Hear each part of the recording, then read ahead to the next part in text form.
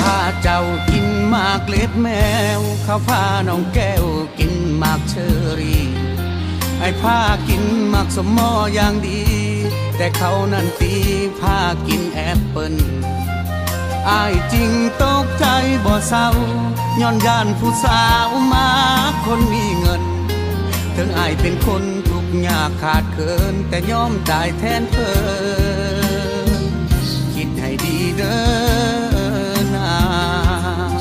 ไอ้พาเจ้ากินแจวแมงแพงเขาพาคำแพงกินแจวสุกี้เขาพานั่งรถติดแอร์อย่างดี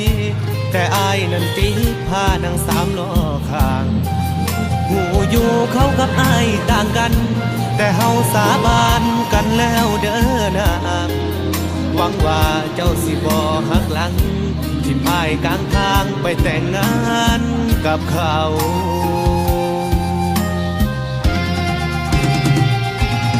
อายขายแห้งเขาขายคำมันต่างกันไกลเฮ็ดจังใดเฮ็ดจังใดอายสิสู่เขาผู้ที่ตาสินใจเลือกก็คือเจ้าบ่ว่าตีผู้สาวสิเลือกผู้บ่าวขายคำคันเจ้าเลือกคนขายคำเพิ่นว่าสลาคันเจ้าเลือกคนขายแห้งเพิ่นว่าคนโง่เจ้าอย่าฟังคำเขาเด้อล่ะคนโกเจ้าบ่ได้โง่ที่เลือกผู้บ่าวขายแห้งคอยสร้างคอยแปลงโหมเงินใดก็รวยคือกัน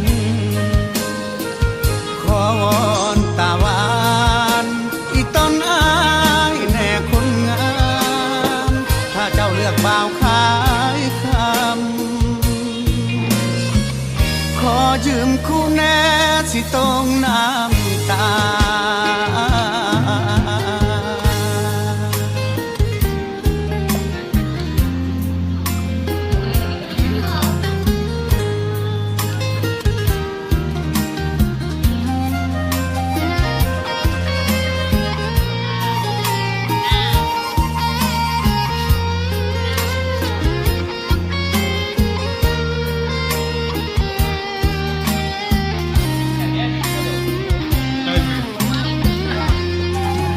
พาเจ้ากินแจวแมงแพงเขาพาคำแพงกินแจวสุกี้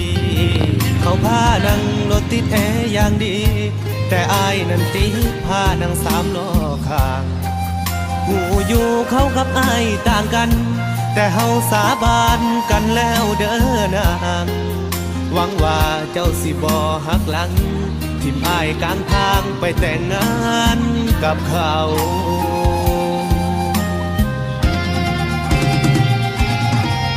ขายแห้งเขาขายคำมันต่างกันไกลเฮ็ดจังใดเฮ็ดจังใดอายสิสู่เขาผู้ที่ตาสินใจเลือกก็คือเจ้าบ่ว่าตีผู้สาวสิเลือกผู้บ่าวขายคำท่านเจ้าเลือกคนขายคำเพิ่นว่าสลา